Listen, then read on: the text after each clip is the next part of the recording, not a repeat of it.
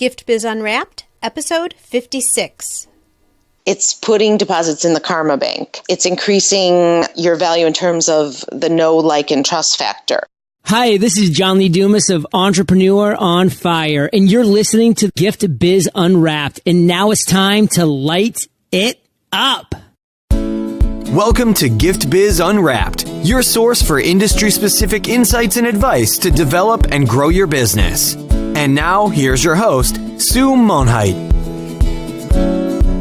Hi there, I'm Sue, and welcome to the Gift Biz Unwrapped podcast. Whether you own a brick and mortar shop, or you sell online, or you're just getting started, you'll discover new insight to gain traction and to grow your business. And today I have as our guest, Julie Yusim. Julie is the Executive Director of the Wilmette Kenilworth Chamber of Commerce, which is located on the Chicago's North Shore. She recently returned to the helm after a 6-year stint as Marketing Director for Duxler Complete Auto Care, which is a family-owned chain of auto repair shops. Through her Chamber of Commerce and retail marketing experiences, Julie has fine-tuned her skills as a master networker and a connector of strategic partners. Welcome to the show, Julie. Thank you so much. I'm really happy to be here. Is there anything that I should add to your intro before we get started? No, you did it perfectly. I couldn't describe myself better. All right. Well, as our listeners know, we like to align the conversation around the life of a motivational candle. The light shines on you while you share all your stories and experiences. So are you ready to light it up? I am ready. All right. Okay, motivational candle. What is the color and what would be the quote on your candle? The color of my candle would be a cool blue color, and it's a little bit of a long quote, but is that okay? Sure. Personal honesty is achieved when how you view yourself is in alignment with how others view you. It takes courage to be personally honest because each day there are temptations, distractions, and your own vulnerability influence that alignment. So do you know who said that quote, Julie? I do. Jay Reifenberry.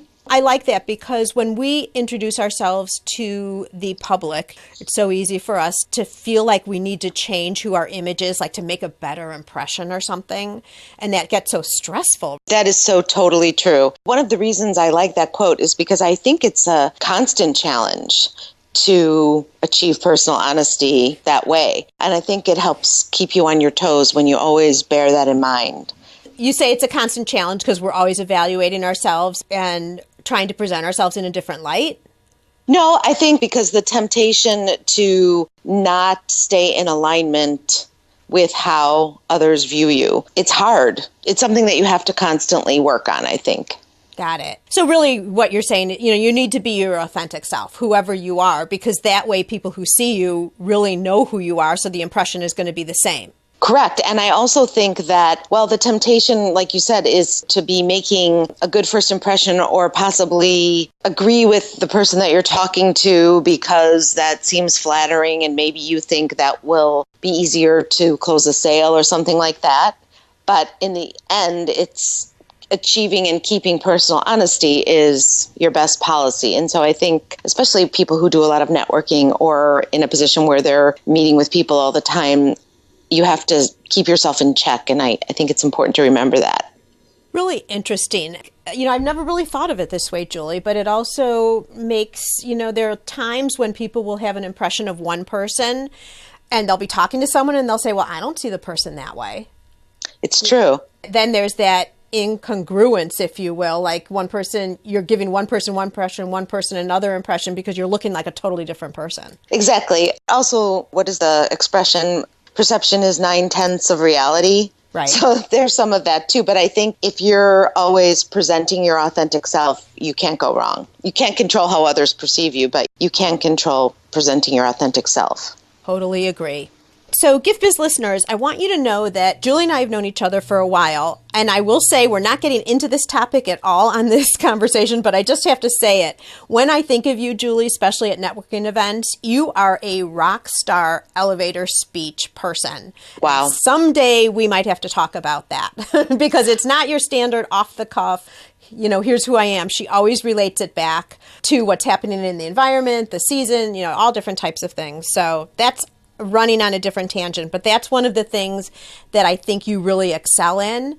And going back to your bio, when we talk about master networkers, that is absolutely what you do, because everyone can really resonate and understand what you're about.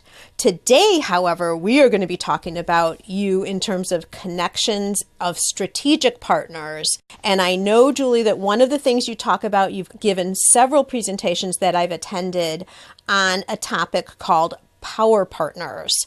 And I wanted to bring you on specifically today because I don't think very many people have any idea what that's about. So that's what we're going to dive into and focus on today.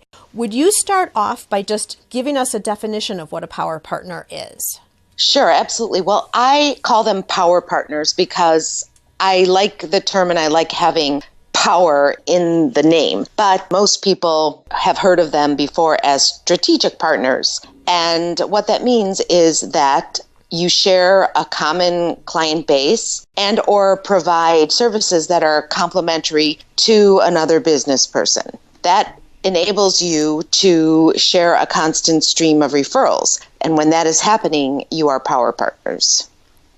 So what would be an example of a power partner? I know we're going to get into some details of how these work later, but just a little bit more clarification. Is there an example of a couple industries or people that are power partners together?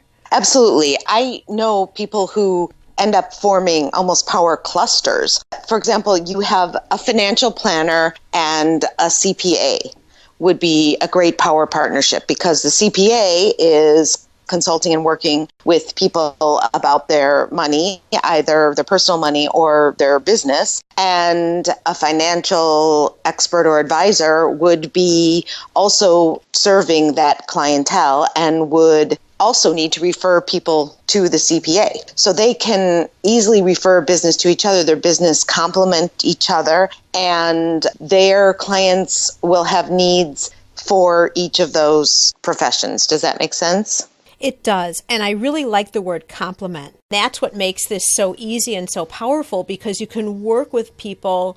You share an audience, but you don't compete for that audience because your services are different. So one person in either of the audiences can actually be using both businesses. Exactly. That is not to say that sometimes there's an apparent conflict. It looks like that on the surface, but when you dig more deeply, they actually are complementary. So, for example, two attorneys, but one of them is a divorce attorney and one of them is a business attorney. They're not competitors, even though they're both attorneys. So that makes them great strategic partners because they can refer each other. Even though on the surface they're both attorneys, they're complementary. It's a good example by way of explanation, just to understand that it might not be obvious that you can be power partners, but you're providing different services, etc. Exactly.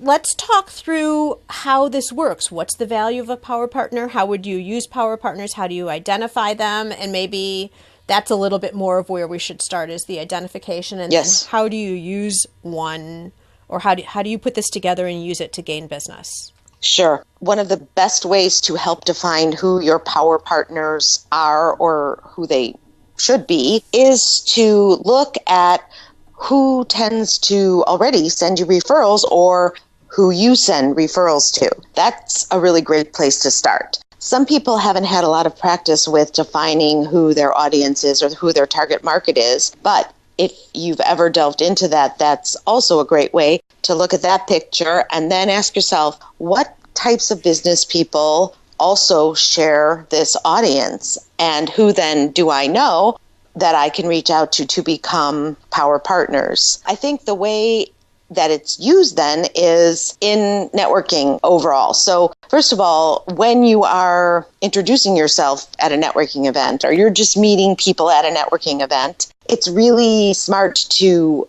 ask people, who are your power partners? Because sometimes you can't necessarily refer business to someone really easily, or you don't have anybody in your world right now who might need their services, but chances are you are already connected to people who would be good power partners for them. So I think it's a great question to ask people. The flip side of that is you should tell people when you're introducing yourself who your power partners are for the same reason, because they can then look at their circle and see how they can help you with that. Power partnering is level 2 of networking. It involves a lot of faith and trust and maybe karma. When you are trying to become a successful power partner connector, you have to say to yourself, okay, I am ready to give to these other people, and I'm going to focus on that. I'm not going to worry so much about, are they returning the favor? I'm going to do my best to look at the people in my circle and help them. I guarantee, because it's a deposit in the karma bank, it comes back to you in spades. I see it happening all the time. And Gift Biz listeners, we talked about this before, about networking and how you approach networking events with always the attitude and the idea that you are looking to go help other people. You don't go into networking events with, what am I going to get out of it? I want a sale right today. It's more the feeling of, what can I do, or who do I know that can help other people, as Julie's talking about right now, that comes back to you. So, Julie, just for clarification, so what you're saying is, if you're at an event like this, and I know BNI, I think Latip does this, several others, they have that quota that you have to do in terms of sales and all that type of thing. Are you suggesting that just the opportunity to be able to provide the name of someone who could be a power partner is equally, possibly more value down the road than just giving a lead for a potential sale? Absolutely. What I like about referring power partners is it's a longer term benefit. It's not a one-off sale. You're not sending somebody one time because they need new carpet. You're connecting somebody who cleans carpets with somebody who sells carpeting. So that's a long-term relationship. I think that's a really great gift to give to somebody. And it's also the gift that keeps giving, because as each individual continues on their networking path, they're going to meet more potential power partners for other people. So that keeps it stimulating and exciting, but it's also a bit of a responsibility, because you have to keep your antenna up all the time when you're meeting people. You have to remember who's in your network so that you can then go back and connect people. Yeah, there's a couple of things there. Number one, let me ask you this question. I don't think a lot of people know the concept yet of power partners. So right. I'm thinking that when you're doing that, you also have to explain to them then how they could use that, how it would be to their advantage to know the person. Because initially it might look like, well, why does that matter? So in other words, you're saying that when you're meeting somebody, you're going to say, my power partners are bankers, CPAs, and attorneys, and it would really be beneficial to me if you could think about the people in your network who it might be good to connect me with. Yes, it could go that way too. I'm just thinking this whole concept of power partners, people don't really understand yet. So, oh, right, 100%. So absolutely with you, when you're talking to people, who else in their network are power partners, you almost have to give them the industries, like you were just saying. And then likewise, if you know someone who could be a power partner for somebody, it's an opportunity for two things. Number one, for you to give that referral over, and then to explain what power partnering is all about. So you could give an example of, I don't know, someone who owns a gardening shop. I'm going to say that because it's spring and it's almost time to plant flowers. But someone who owns a gardening shop might want to be connected with someone who's a landscaper, because people want professional services to put in the flowers that they are purchasing at their shop, something like that.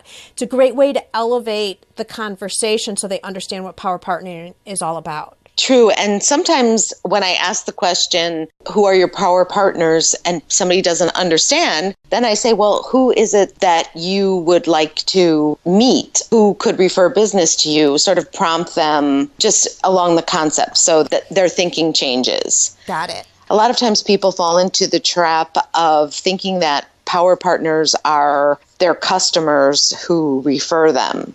And so sometimes a conversation can go astray because the person you're speaking with starts talking about their customers. And really what you're asking for is, well, who are the other business people that you share a clientele base with, or who tend to give you referrals? Lead them along the path so they get prompted. So it is not just your customers and your customers then referring other people. Well, it could be if you are a service provider that, let's say you sell office products, maybe you also want a power partner with someone who sells office furniture, or a leasing agent, or a business attorney, also dealing with the people who are office supplies. Got it. All right. So now let's say we've identified power partners. What do you do then? What's the next step? I generally write the information down or make note of it in my phone, something like that, so I remember, because later that day or the next day, I'm going to sit down and I'm going to send an introductory email to both parties. I will introduce the one to the other. I'll describe a little bit about how my relationship with them, how I know them, to remind the person that I said I was going to connect with why this is happening. And then I describe a little bit about each of the businesses. And then I say something to the effect of, I see a lot of synergy and I see a lot of potential for you to be strategic partners. I encourage the two of you to get in contact and set up a coffee date or something like that. And then I provide each with the other's contact information and I send it out. One thing that I really like is when the people that I'm connecting include me in the response to each other, CC or something, so that I know they've connected. Right. It works really well. I do it, well, now it's part of my job, but when I was out there networking, I did it every time after a networking. I was connecting at least one person that I met. So you definitely are a master connector. Well, that's flattering, but I actually really enjoy it. And it's quite fulfilling to be able to make that connection work for people. It feels really good when you hear their success story. And I personally have found that it is a little bit more immediate than necessarily waiting for someone in your circle to say, oh my gosh, I need an attorney. Do you know anybody good? Okay, so you're really looking at entering into networking with two frames of reference. One is, of course, you're looking for people who you can work with as a power partner, but then you're also taking yourself out of the equation and saying, okay, because a lot of people don't understand the concept of power partnering yet, as you're looking at the whole group, who could power partner together within the group, and then who else do you know within your network? Yes. Who aren't attending, but that you could link them up with based on people who are in that group. Exactly. Got it. Perfectly described. Okay, wonderful. Another thing I like about this, Julie, is our listeners, because they're listening to this podcast to get better themselves, either within their business or their personal presentation or whatever it is within a business atmosphere. What you're describing here puts a networker at a higher level because it's a different mindset of how you're approaching networking meetings, and it positions people as leaders because you're connecting people at a different level, and a different level and a deeper level, I would say. Yes, it requires a deeper level of listening as well, which benefits everybody on both sides, because then you're getting to know the person you're trying to help better, and they feel good because you're making the effort to really listen and learn about them. When you ask this question of somebody, who are your power partners, you tend to learn a lot more about them, more facets about their business than you would have assumed on the surface. That happens to me all the time. Suddenly you learn something that they do that they never brought out in a 20-second intro or something. And then the light bulb goes off over your head and you say, oh my goodness, I need to connect you with so-and-so. Right. That happens all the time. Can you give us another example of power partners? Sure. In fact, I've just seen a little power cluster forming within my own chamber. There's a financial planner who has formed a really great partnership with an insurance provider. So the insurance provider does home, property, casualty, auto. She does not sell life insurance products or annuities like he does, but he likes to position himself with his clients as somebody who can be a great resource to them. So when those kinds of needs come up, he sends them over to his power partner and back and forth, because she doesn't sell annuities and things like that. She says, I have this really great person I'd like to connect you with. And they're doing great. And so now they're looking to expand their network into a cluster, possibly with different kinds of attorneys, like maybe estate planning attorney or divorce attorney. They're also looking to add a CPA to their network. I'm very excited to watch and see how this expands into a really good chain of referrals that just keeps on giving. Boy, I could also see if their whole networks got to be really big, not in terms of the number of people, but the people who are interested in taking part in that. That could lead to like a one-day informative conference for the group of them, or just a number of different spin-offs. Exactly. It's a perfect match. And that's a very common group that gets together for sort of a referral network, those particular types of professions. Does money normally exchange hands for the referrals, or is it so much give and take back and forth? It's kind of, people don't start putting that financial layer over on top of it. No, and I think that's a great point. I'm very glad you brought that up. It has nothing to do with compensation. It's putting deposits in the karma bank. It's increasing your value in terms of the know, like, and trust factor. As far as I know, no referral fees, nothing like that. I think it keeps it more genuine as well. That's a good point. I have heard of power partnerships where there is compensation, but the one I'm thinking of fell apart. And I think it had to do with... The one you're thinking of that was more financially based. Yeah, they tried to give each other royalty or something when a referral came. It's an accounting nightmare, too. Well, it takes the focus off of, I think, why you're doing it in the first place. And you're right. Then there's accounting, and then possibly one person in the partnership places a different value on it than the other, and it could lead to bad feelings. I think most successful power partnerships just come from the karma base, and it works better that way. So Gift Biz listeners, just to kind of put this all in a nutshell for you, what I'm hearing from you, Julie, and I'm going to ask you to expand if there's anything else that I'm leaving out, is now that you've gotten the idea of what power partners are and the value for your business overall, there's 3 steps that you could take if you're looking at doing this. Number 1 is resetting your mindset. When you enter into a networking event or you're just meeting people, as we always do in our business, trade shows, on the street meetings, coffee meetups, anywhere, think of things in 2 different ways. Number 1, is this person somebody who could be a power partner for you? So they're not just handing over someone who could buy one of your beautiful necklaces or have a gift basket made. It's what other types of things could you two possibly do together to share your customer base for the mutual benefit of both of you? And not everyone's going to be your power partner. That's clear. The other way to look at somebody is maybe you are not part of that connection at all, but you're the collaborator to get 2 people together who can strengthen their business through unifying their customer bases. Not for everything, but just for certain things, or set up just as the opportunity presents itself. So those are steps 1 and 2.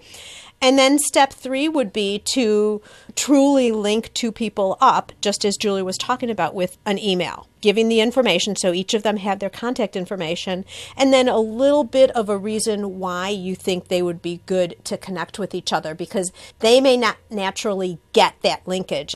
Exactly. That's a great point. It definitely helps to lead them in the direction of how they might collaborate.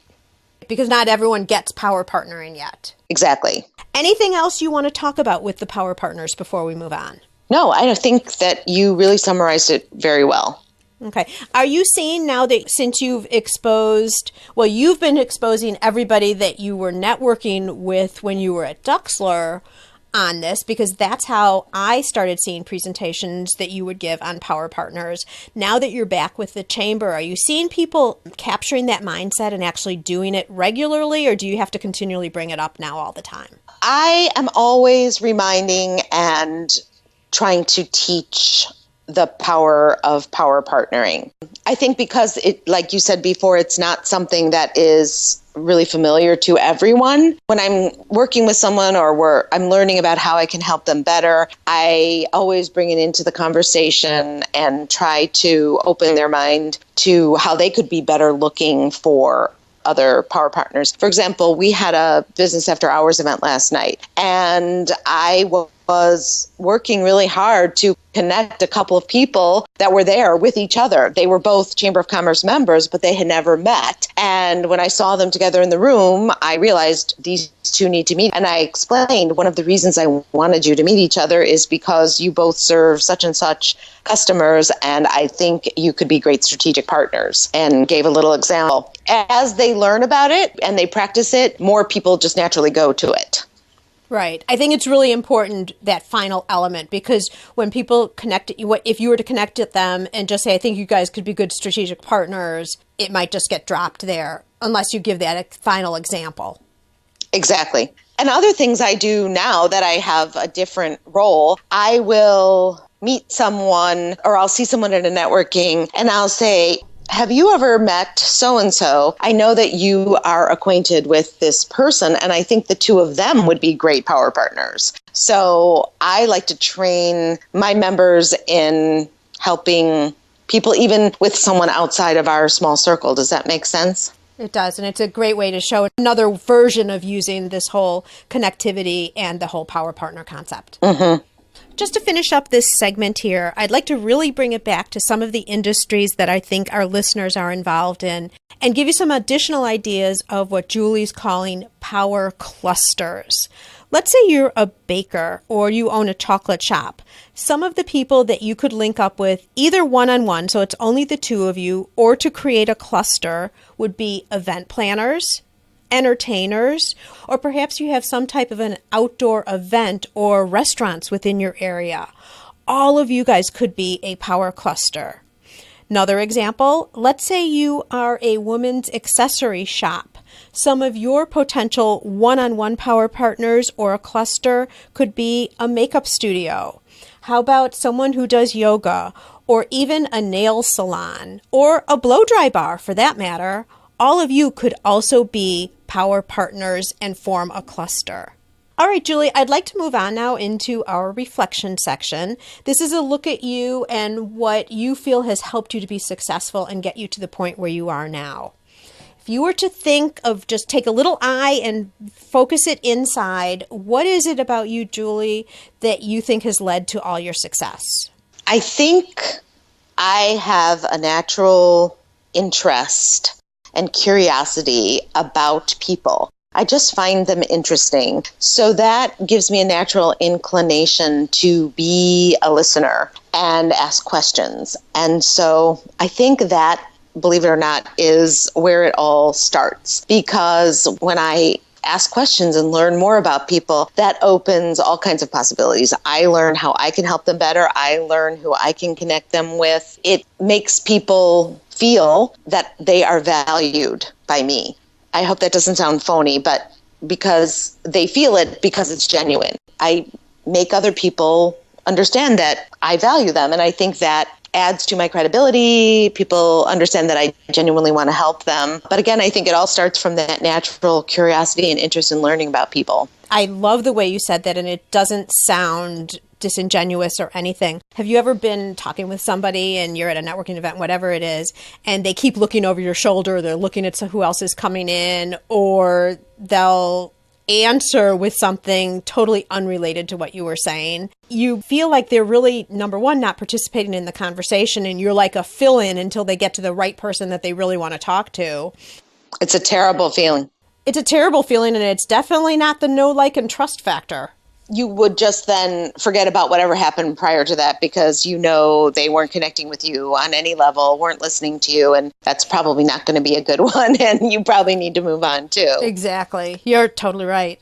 Okay, and then as you go on with your day, what tool or what types of things do you do that you think our listeners could find value in terms of how you stay productive or create balance in your life? I do a lot of outside reading on my own time, and I think that helps to keep me very stimulated and creative in other ways. And so that balance, I read a lot of fiction aside from reading professional development books, and I really think that makes me a better, more creative, more attentive person in my work life as well. So I just have to ask you, I'm starting to take a little personal survey. Hardcover books or online books for you? Well, my husband bought me a Kindle several years ago, and I was a diehard hardcover book person, so I was really not sure that was going to work, but now I'm a huge fan. I never having taken Evelyn Wood speed reading, I don't know if you remember that, but I read really fast. And so being able to get books online feeds my voracious appetite, so I don't have to wait. I can just order my next one or go get it from the library when I'm getting close to the end of the first one. That is great for me. But I also occasionally will read a hardcover book. If I see something, I buy it. Right now I'm reading a book that's a hardcover that I went to a seminar and found this gentleman, Jay Reifenberry, really inspirational. And so I bought his book. And one thing that's nice about a hardcover book is it's really easy to underline. That is true. It's hard. Even though you can do it, the online underlining or note-taking, I find challenging. I do too. I don't want to stop and... Yeah. And what is this book by Jay? What's the book you're talking about? This one is called Returned to Your Core, Principles for a Purposeful and Respected Life. Talk to us a little bit about the book. Basically, his premise is that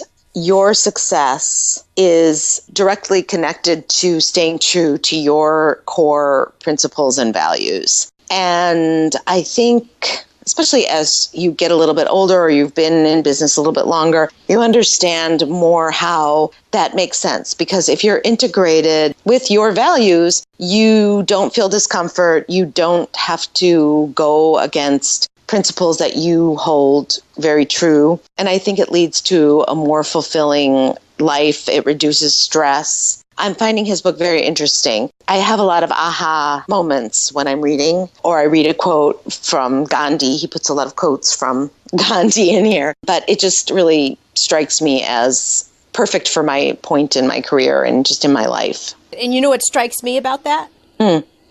It spins right off of your candle, your motivational candle from the beginning of our interview. It's the same concept. Exactly. Being true to yourself and it is. Authenticity and all of that just reduces stress and makes life easier. You're presenting your unique self to the world.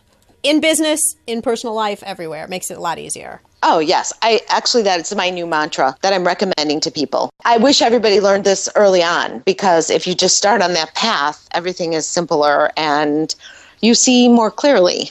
I totally agree.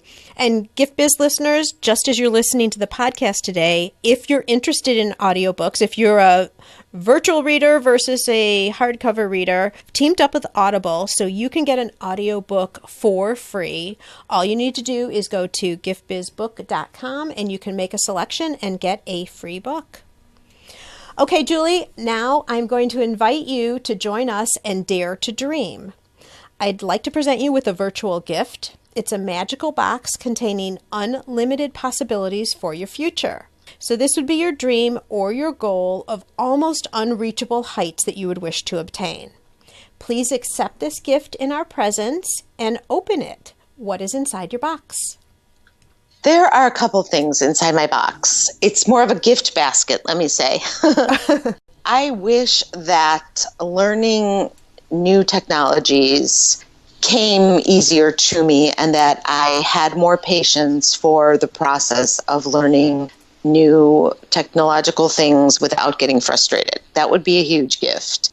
I don't know if it's my age or that I tend to be more of a creative person, but it's very frustrating to me to have to stop and learn how to do something. So that's number one. If I had my dream kind of work to do, I would be more of a consultant and I would just be meeting with small businesses on a one-to-one all the time, learning about how I could help them grow through marketing, through networking. That would be my dream job. And I also would like my shoulder injury to heal so that I could get back to more physical activity. Those are the things in my gift basket. There you go. Well, all three of them, just putting them out there, I think, hopefully with your shoulder, that's going to just keep happening, right? Yes, I hope so. And I see you coaching already. I mean, you do that with the chamber business right now, but who knows, maybe you'll take it on as another job someday all by yourself. That would be super cool. That was one of the great things about returning to this work for me, because it enables me to do more of that all the time. Sure. So it's probably as close as I could get to doing that without actually being a consultant. So quick question for you. I know, and I'm going back to now the Power Partners just for a second. You've done presentations. Have you put anything up on SlideShare, or not to get to this new technology thing or anything? Right. Do you have anything online authored by you that talks about Power Partners?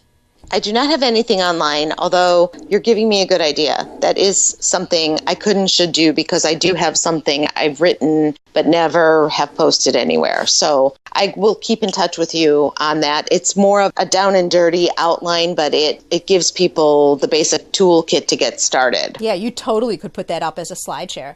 That could be like your first audience attraction to this new coaching profession that you just put out in the environment. Thank you very much. That's perfect. And if someone was interested in just asking you more questions, or maybe they think that you could be a power partner with them, or they want to connect you up with someone, how would someone get in touch with you? Probably the best thing to do would be to contact me through my work email, which is julie@wilmettechamber.org. And Gift Biz listeners, you know there will be a show note page connected with this episode, and that will have information just like Julie's been talking about. It'll have her information on the book, a little more detail. Again, if you want to review this after you've listened and go back to specific points, we have all the show notes time-stamped, so you can go dive right into the specific point that you want to think about. And I'll challenge each of you to, at your very next networking event, maybe it's even right after, maybe you're listening to this as you're driving to a network event, you never know. But I want you to think of this in terms of power partners and how could you enact something like that in your very next networking event. All right, Julie, thank you so much. I really appreciate your coming on, sharing this different spin on how to approach people that you're working with on a regular basis. I just love the whole concept of being authentic, which you talked about both in the candle and in your Dare to Dream question. I think it's really valuable. It's equally as valuable as power partners in my mind. And I think I guess they play into each other. So thank you so much. I wish you continued success, and may your candle always burn bright. Thank you very much, Sue. You too. Learn how to work smarter while developing and growing your business. Download our guide called 25 Free Tools to Enhance Your Business and Life. It's our gift to you and available at giftbizunwrapped.com/tools. Thanks for listening, and be sure to join us for the next episode. Today's show is sponsored by the Ribbon Print Company. Looking for a new income source for your gift business? Customization is more popular now than ever. Brand your products with your logo, or print a Happy Birthday Jessica ribbon to add to a gift right at checkout. It's all done right in your shop or craft studio in seconds. Check out theribbonprintcompany.com for more information. Would you like to be on the show? Or do you know someone who can provide valuable insight from their experiences? If so, we'd love to hear from you. All you need to do is submit a form for consideration. You can access the form at giftbizunwrapped.com/guest. That's giftbizunwrapped.com/GUEST. After you listen to the show, if you like what you're hearing, make sure to jump over and subscribe to the show on iTunes. That way you'll automatically get the newest episodes when they go live. And thank you to those who have already left a rating and review. By subscribing, rating, and reviewing, you help to increase the visibility of Gift Biz Unwrapped. It's a great way to pay it forward to help others with their entrepreneurship.